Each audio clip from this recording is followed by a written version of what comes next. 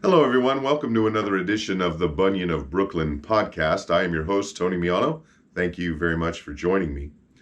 When we began this series of podcasts, which is primarily a reading of Pastor Ichabod Spencer's book, A Pastor's Sketches, I made mention of the fact that from time to time we would stop our reading of that wonderful book to read some of Pastor Ichabod Spencer's sermons, and that's what we're going to do today. Now, I've read A Pastor's Sketches 4, maybe 5 times. I'm reading it twice now as we go through these podcasts, once in preparation to do the podcast, and reading it, of course, during the podcast. And so I'm very familiar with Pastor Ichabod Spencer as an evangelist. I'm well familiar with him as an apologist. But I really knew nothing about the man, and I had never heard him preach. Now, of course, he was a pastor in Brooklyn, New York in the mid-19th century, so none of us have heard him preach. But I have on my shelf a 3-volume set of Pastor Ichabod Spencer's sermons published by Solid Ground Christian Books.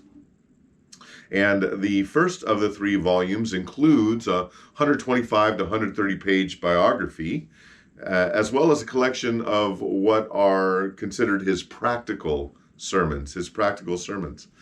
And so prior to a few days ago, I had never read one of Ichabod Spencer's sermons. And after reading the first sermon, I asked myself, why? Tony, why have you not been reading this man's sermons? If the first sermon I read, which is going to be the sermon I read to you today, if that first sermon I read is any indication of what kind of preaching he did regularly, I'm going to be edified, and I believe you will be too. And so, that's what we're going to do today. We're going to read one of Pastor Ichabod Spencer's sermons. It is the first sermon I've ever read. I've read it. I read it just a few days ago. I'm working my way through the second sermon now, and as I believe you will be very, very encouraged. The title of this first sermon is A Devotional Spirit, and the verse from which Pastor Ichabod Spencer draws his sermon is Psalm 73:28, which reads, "It is good for me to draw near to God."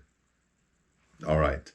I hope you're encouraged by this reading of the sermon. Now, keep in mind, reading a sermon is much different than preaching a sermon, and reading someone else's sermon is even more different than that. So I ask for your patience as I read. I'm not a professional reader, as I've mentioned before, so forgive me for times when my cadence is off or I mispronounce a word or something like that. I hope it's not a distraction to you in any way, and hope it doesn't take away from the encouragement I believe you're going to receive from this sermon. All right. A devotional spirit. The devotional spirit manifestly was prevailing in the heart of Asaph when he uttered these words.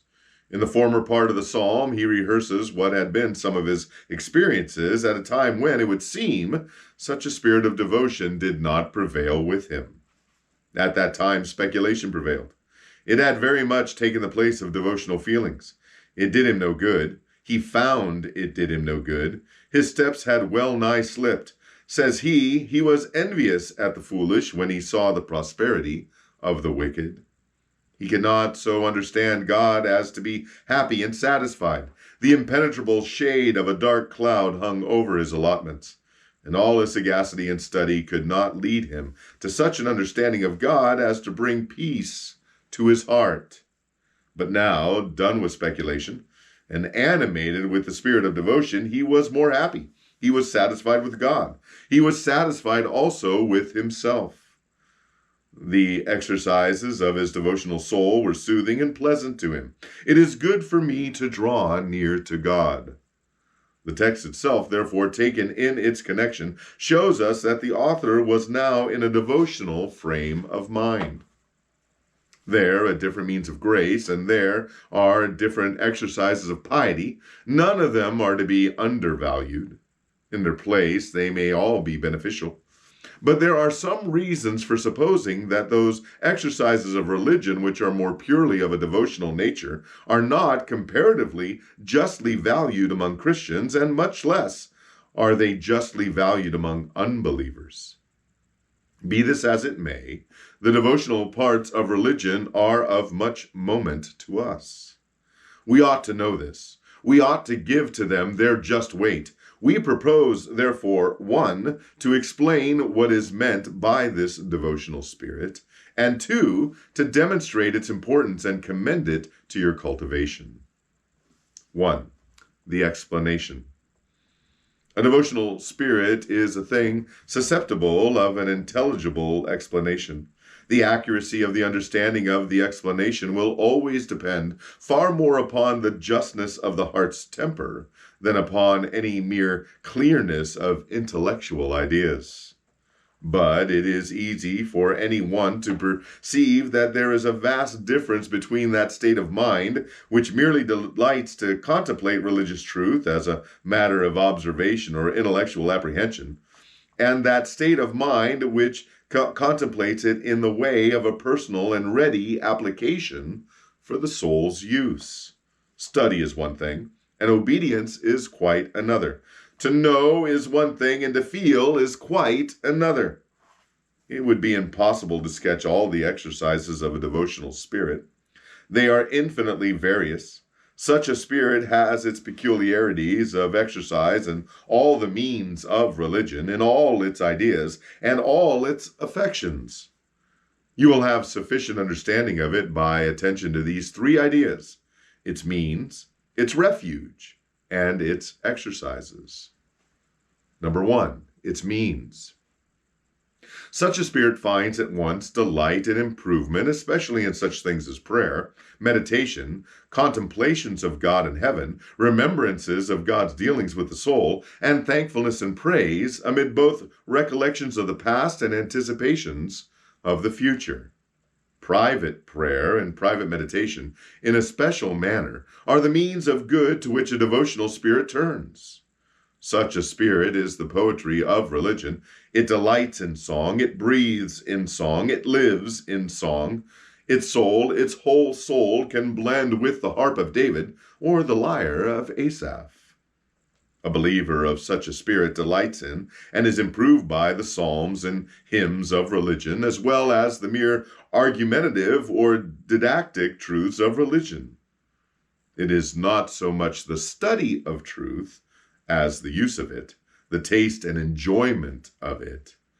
And hence its resort is, in a special manner, to such means of grace as we have just mentioned. Number 2, its refuge. A devotional spirit is a spirit which has direct reference very much to God Himself. To draw near to God is its aim and delight. His character, His law, His love, His dispensations, and His presence are not mere matters of a speculative understanding to a devotional soul, but they are matters of taste and experience, of delight and strength.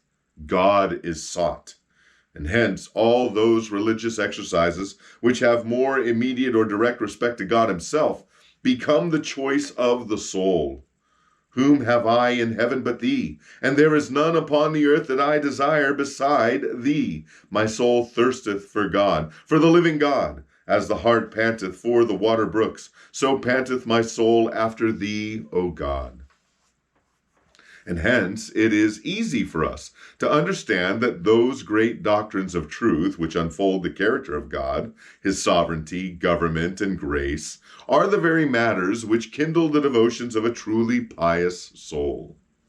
God's independence, His majesty, His holiness, His eternal election, His redemption by the great atonement, His efficacious grace and everlasting faithfulness, the truths which make God Himself familiar to the soul in all the solemn holiness and majesty of His nature, are the things which true devotion loves best and clings to longest. Solid doctrine feeds devotion. It fills the soul because it is full of God. Aside from such doctrine, true devotion dies. Number 3, its exercises. With a devotional spirit, the religious affections are particularly exercised, not merely religious mind or religious conscience, but religious affections. Heart takes the lead in a devotional spirit. Principle is not undervalued indeed, but principle is not everything, not the main thing, with a believer in his devotional frame. Instruction has more immediate respect to the understanding, the will, the conscience. Devotion exercises the affections. And consequently, a devotional spirit is ordinarily a more happy spirit. Indeed, happy it will be with a species of happiness it would not willingly dispense with, even amid its occasional pensiveness in seasons of the twilight of the soul. Such graces of the Spirit as love, joy, peace, long-suffering, gentleness, goodness, faith, meekness, temperance, the dependence of the Spirit upon God and hope in Him are the common exercises of a devotional spirit. These are some of the marks of such a spirit. You may find examples of its exercise in such places as the Psalms, in Job, in many passages of the prophets and of the New Testament. You may find examples of it too, wherever you can find believers having peculiar attachment to prayer, private and social, to meditation, habitual and sweet, to contemplations of heaven and remembrances of God's mercies, and having habits of walking with God and habits of exercising the affections of piety as the delights of the heart. 2. We pass, as we proposed, to demonstrate the importance of a devotional spirit and commend it to your cultivation. We name to you 9 different ideas. Number 1. The devotional spirit, in a very special manner, tends to improve a believer in the most important parts of his piety. There are sentiments as well as principles in religion. In some respects, the piety of sentiment wherein the ardor and strength of the affections are brought into exercise is superior to the piety of mere principle wherein reason and conscience take the whole control. The affections, more peculiarly than either reason or conscience, constitute the lifeblood of a vital religion.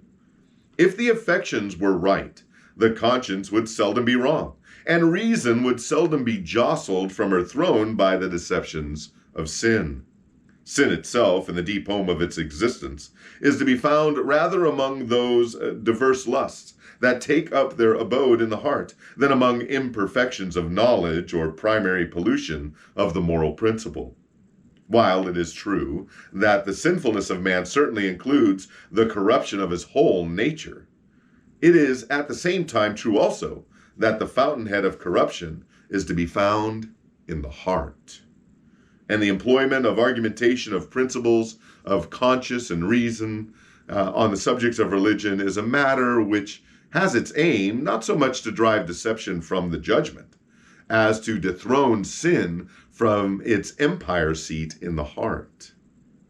Reason and the moral principle are brought into exercise in order to have all the thunder of their artillery directed against the citadel of sin, and make the sinner know in mind and feel in conscience that a new heart is indispensable to his peace with God. And in the exercises of a positive religion, a believer will be very signally defective unless he has to aid himself the impulses and delights of affection, as well as the purity and strength of principle.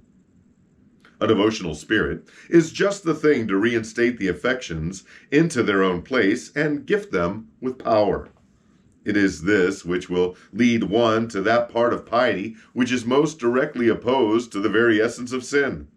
It is this which will lead a believer to serve God from love, and not from mere principle, from delight in his character, and not from a cold respect to the magnitude of obligation. In devotion, the soul is fed. It gains its strength and satisfaction. Devotion is not study. It is not labor. It is not mind grappling with the severities of knowledge. It is just heart breathing its wants into the ear of God in prayer, meditating in delightful complacency upon his character and love, or singing its joyful songs of delight. It is heart entering into the great doctrines, feeding on the bread of life. It is therefore just an indulgence of the heart's affections, satisfied with God and hoping in his loving kindness. By a devotional spirit, the heart becomes better. It becomes more tender, more humble, more happy. It breathes freer. It rises above the cloudy atmosphere of this world, where mists and fogs obscure and storms beat. And in the light of eternity in God, takes its own chosen course in the exercise of affections, bland as they are strong. A devotional spirit, exercised in the love of God, in faith of Christ, in divine fellowship, in prayer, in song, will wear away that sternness and severity of character and all that coldness of a calculating spirit which sometimes distinguishes a man of principle without love. It is this devotional spirit which we need to make us affectionate Christians, to cultivate and adorn that part of piety which tends as much to make men love us as purity of principle does to command their esteem. Number 2, a devotional spirit is of no small moment for us, even in reference to a just apprehension of divine truth. Because the truth is the instrument of sanctification, it does not therefore follow that mind alone has business with it, or alone can understand it rightly. The heart has much to do with it. Indeed, there will always be a real and practical defect in the religious intelligence of the mere scholar. He may learn his lesson intellectually, and then it is only half learnt. He needs to learn it devotionally. His heart needs its impulse quite as much as his head needs its light or its logic. Divine truth will have quite a different aspect when a soul comes to employ it in intercourse with God from what it will have in the eye of a mere beholder who only examines it by itself. An affectionate Christian, full of sentiments of piety which delight in prayer, in meditation and praise, in the exercises of trust and love and hope, is just the soul to see divine truth in its proper dimensions and aspects, and to take its proper direction. It is speculation which bewilders. Love, tenderness, faith, delight in God never bewilder. A frame of mind which does God the homage that belongs to him, which delights to draw near to him and depend upon him, will ordinarily give two different divine truths their just relative importance. And those great and deep doctrines which trouble so many minds with perplexity and doubt will lose all their power to trouble when received with the solemnity, homage, and affection which are exercised and nurtured by habits of devotion.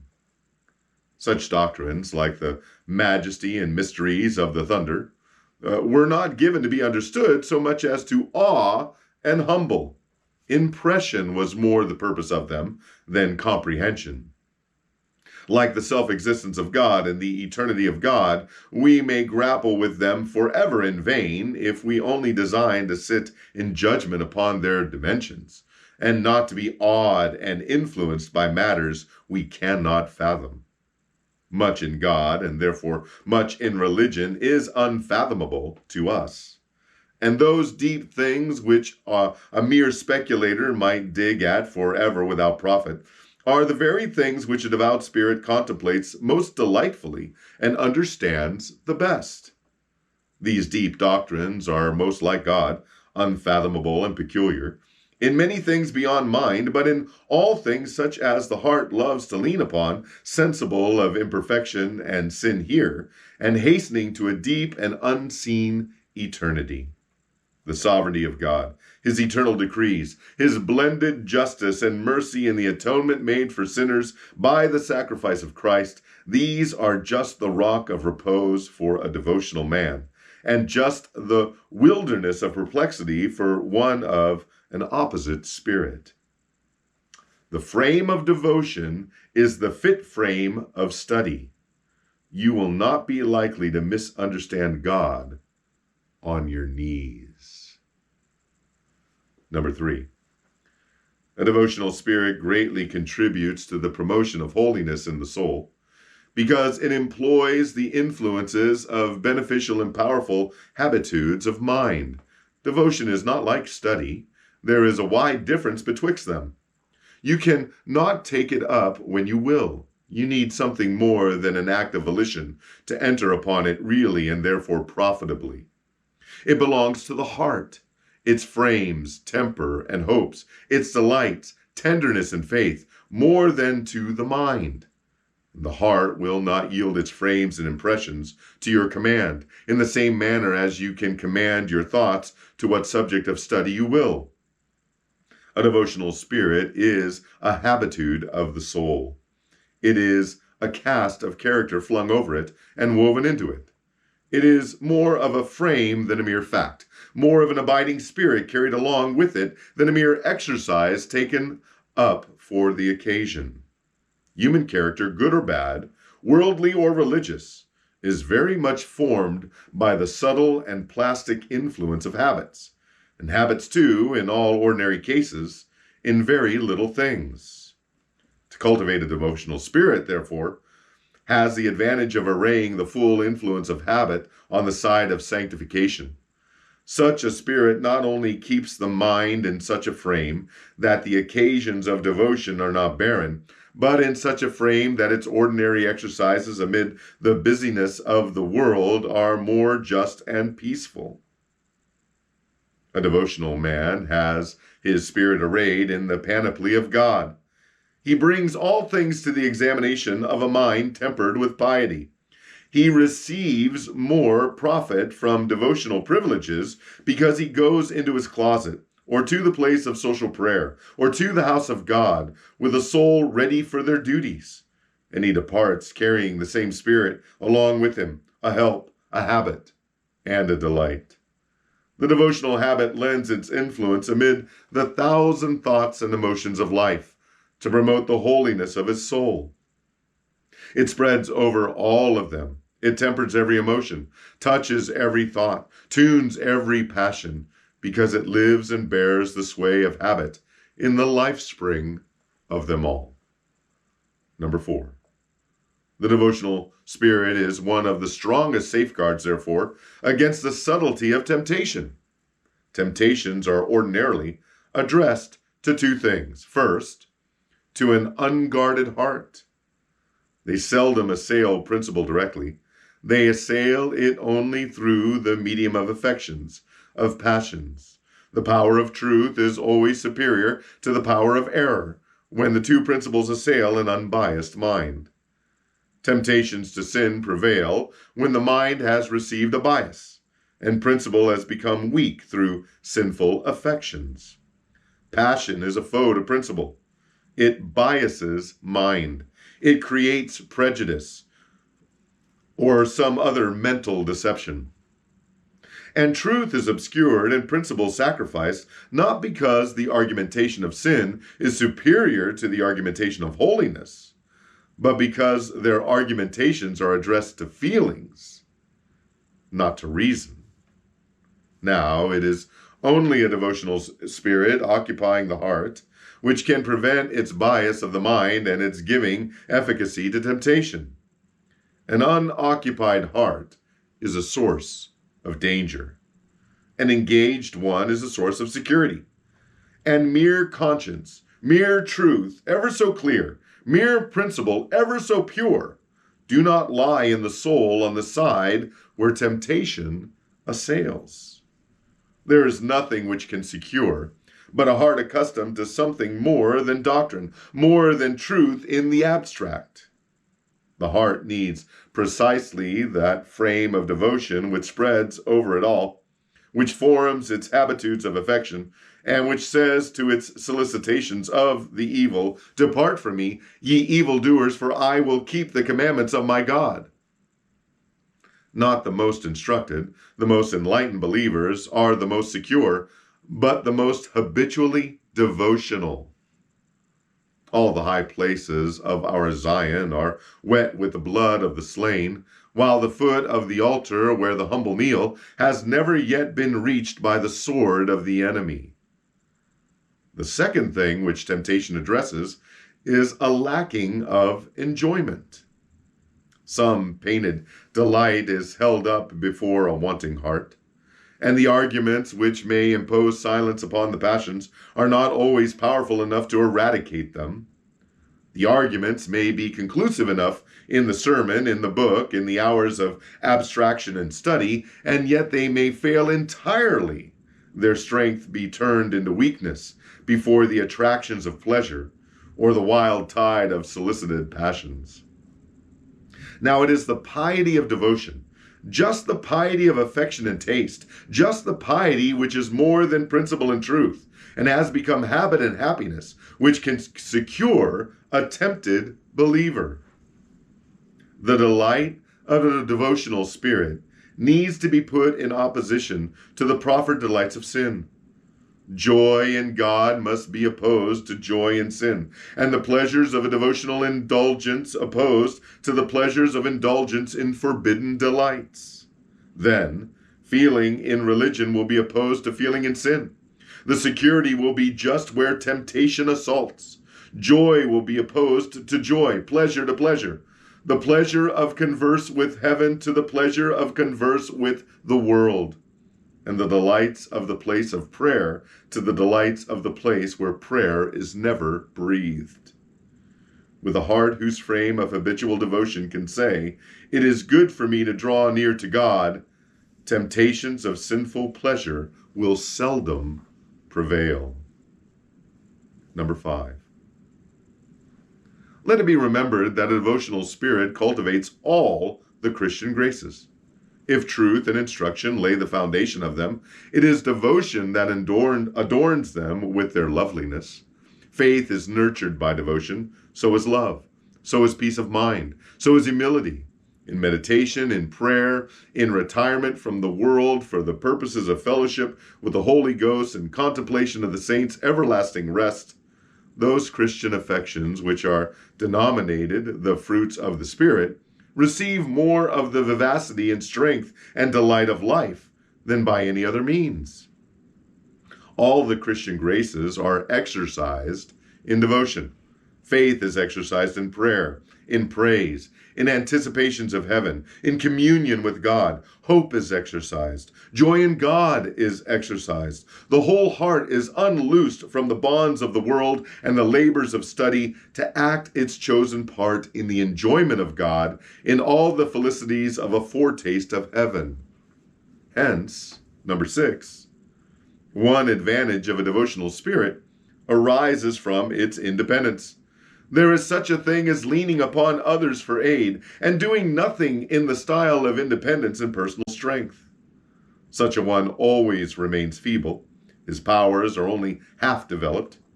He cannot have much manliness of character. All men cannot become accomplished theologians, and by extent of knowledge and chains of logic become firm and secure in opinions of truth. But all men can be men of love and men of prayer. All believers can attain a piety whose taste and sentiment, whose delight in God and ardor of love may do more for them than all possible stores of knowledge. You will never find a man of prayer less firm, less independent, less manly than a man of knowledge. One whose devotional heart has its affections habitually exercised in religion, one whose piety is his delight as well as his duty, one who can say to his God and Father, "I remember thee upon my bed. When I awake, I am still with thee."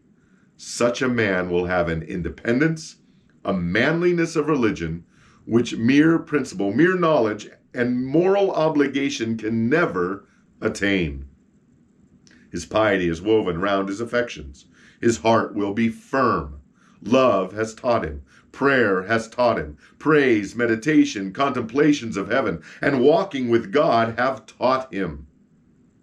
He judges of all things for himself, for he judges of all things not by the human book, not by the beauty and tastefulness of the sermon, but by the book of God and the great doctrines which feed the powers of life within him, a life which breathes in prayer and lives on God. He can tell what feeds him, aids him, comforts him. He can judge for himself because he judges by his heart. Hence, number 7, the spirit of devotion tends to cultivate a different kind of piety from the piety of mere knowledge, and a kind perhaps not a little wanted. The piety of devotion, a taste and sentiment, is tender, childlike, habitual, and humble. It is patient, forbearing, forgiving. If it is not qualified for attack, it is qualified for defense. If it cannot make display, it can be diligent in duty. And it will be found like the flower of the rock, green and flourishing, when all around is wilted and barren. Number 8. The spirit of devotion we commend to you is the spirit which will make increase of holiness from means which, without it, would be barren of benefit. A devotional spirit is its own instructor. It does much of its own preaching. It is self-tuition, self-rebuke, self-monition. A man of this taste for walking with God learns and grows on his knees, in the closet, in meditation, in society. Means of good profit him which are barren to others. Take a single example. The works of creation and ordinary providence are full of benefit to him. If he cannot have a sermon in the sanctuary, he can find one in the field. The heavens preach to him. The earth preaches. The beasts and birds teach him. O Lord my God, thou art very great.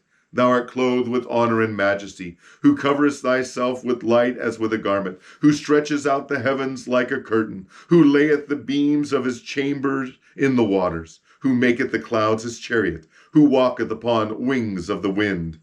He sendeth the springs into the valleys, which run among the hills. They give drink to every beast of the field. The wild asses quench their thirst. By them shall the fowls of heaven have their habitation, which sing among the branches. He watereth the hills from his chambers. The earth is satisfied with the fruit of thy works. He causeth the grass to grow for the cattle, and herb for the service of man. The trees of the Lord are full of sap, cedars of Lebanon, which he hath planted, where the birds make their nests. As for the stork, the fir trees are her house. The high hills are a refuge for the goats, and the rocks for the conies. He appointed the moon for seasons, and the sun knoweth his going down. Thou makest darkness, and it is night. The earth is full of thy riches, so is the great and wide sea. The glory of the Lord shall endure forever. The Lord shall rejoice in his works. He looketh on the earth, and it trembleth. He toucheth the hills, and they smoke. I will sing unto the Lord as long as I live. I will sing praise to my God while I have my being. My meditation of him shall be sweet. I will be glad in the Lord. It is good for me to draw nigh unto God. Psalm 109. Thus, a taste for devotion and piety cannot be at a loss for materials to work with. They are everywhere, because to such a spirit, God is everywhere visible. It is the Lord who clothes the grass of the field, which today is and tomorrow is cast into the oven. He gives the touches of their beauty to the lilies of the field, which toil not. Number 9. Finally, that spirit of devotion which we commend very much hangs round the very essentials of religion. It is familiar with Christ, and familiar with him not as a mere king, but as a friend. His love prevails in its songs, his tenderness, his sacrifice and compassion. A man of this sort of piety loves the communion table, the closet, the prayer meeting. He is familiar with sin. He knows who has lifted off from his soul the burden of its guilt, and he often has occasion to mourn its power as it clips the wings of an affection which would soar to God. He is familiar with God. Prayer, praise, and fellowship with him, joy, peace, and hope, which bathe now in his light and drink from his rivers of love, do not leave God a stranger to the soul. He is familiar with the promises. He gathers up the history of their verification from the saints who have gone before him, and takes their safe conduct to lead his willing spirit to that unseen abode. Apostles, martyrs, prophets there around my Savior stand, as soon my friends in Christ below will join that heavenly band. He is familiar with that iron fortitude and tender love which took Jesus Christ through all the scenes of an earthly humiliation and death. He sings of Gethsemane.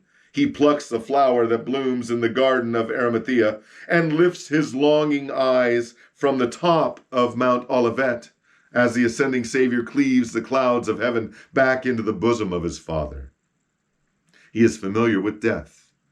He has often contemplated it, feared it, prayed about it, and, amid the crosses of the world and hopes of a final rest, sometimes even longed for it.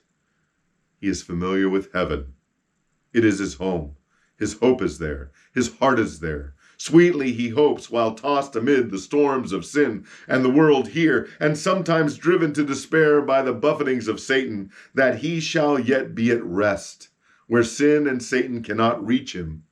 Says he, "It is a weary way, and I am faint. I pant for purer air and fresher springs. O Father, take me home, there is a taint, a shadow on earth's purest, brightest things. This world is but a wilderness to me. There is no rest, my God, no peace apart from thee." Thus, the devotional spirit lives and moves and has its being among the very essentials of religion. Its frame is peaceful, though sometimes pensive. It is happy. It is heavenly. It hushes to rest the commotions of passion and gives some solid good amid the tears and turmoil of the world. Happy frame! It wafts the spirit towards its home.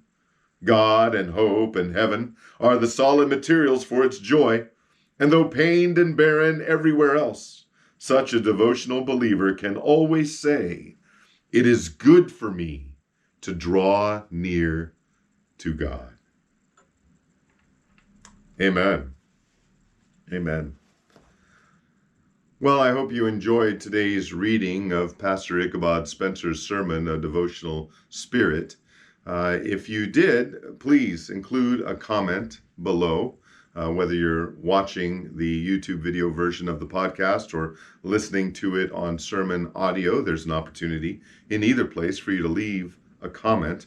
Now, there are a number of things in this sermon that I highlighted for myself, made notes in the book. I'm not going to take time to go over those now because I want you to ruminate, meditate upon what you heard in this sermon. You may even want to go back and listen to it again.